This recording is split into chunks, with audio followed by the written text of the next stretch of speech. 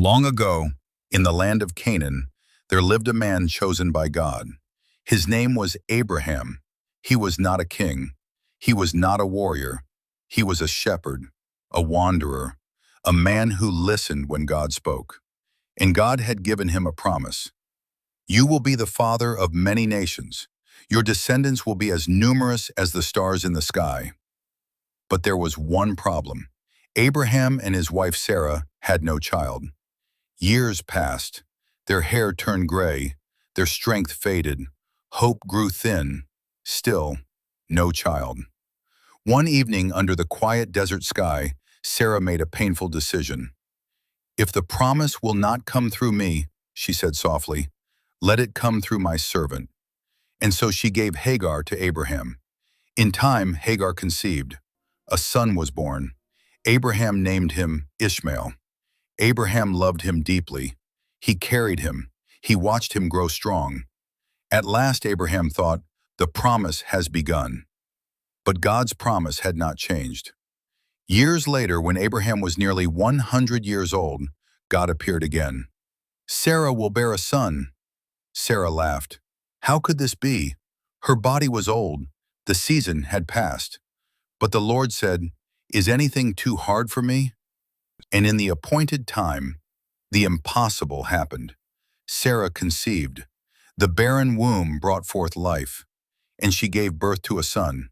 They named him Isaac, which means laughter. The tent that once knew sorrow now overflowed with joy. Abraham held Isaac in his arms and saw more than a child. He saw a covenant, a miracle, a fulfilled promise. But peace did not last. As Isaac grew, tension filled the household. Ishmael was older now, strong, confident, and Sarah feared for the future of her son. With tears and trembling, she asked Abraham to send Hagar and Ishmael away. It broke Abraham's heart. Ishmael was his son. But God spoke gently, do not be afraid. I will make Ishmael into a great nation also. Early in the morning, Abraham gave Hagar bread and water. He kissed his son and watched them walk into the wilderness. The desert was harsh. The water ran out. Hagar, exhausted and broken, laid Ishmael under a bush and wept. But God heard the boy's cry. An angel called to Hagar, do not be afraid. God has heard him. Then her eyes were opened.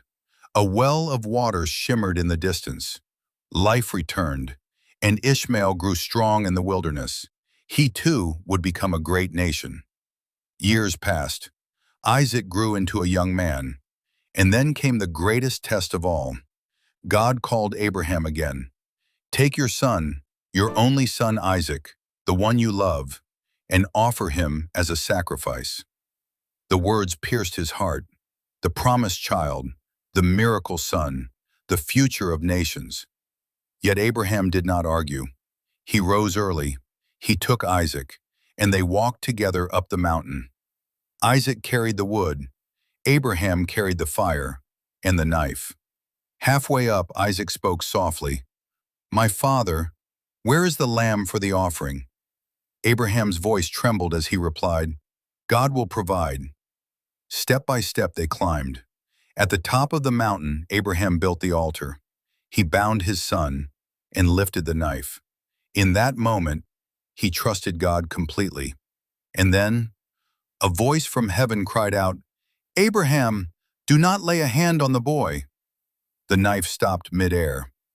Relief flooded the mountain. A ram was caught in a thicket nearby. God had provided.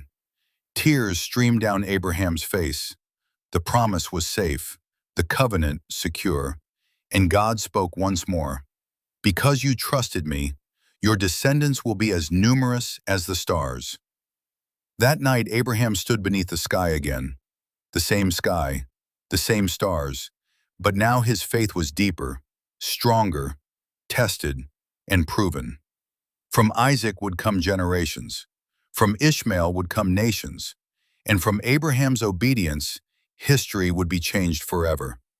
For this is the story of faith, of waiting, of mistakes and mercy, of promises delayed, but never denied.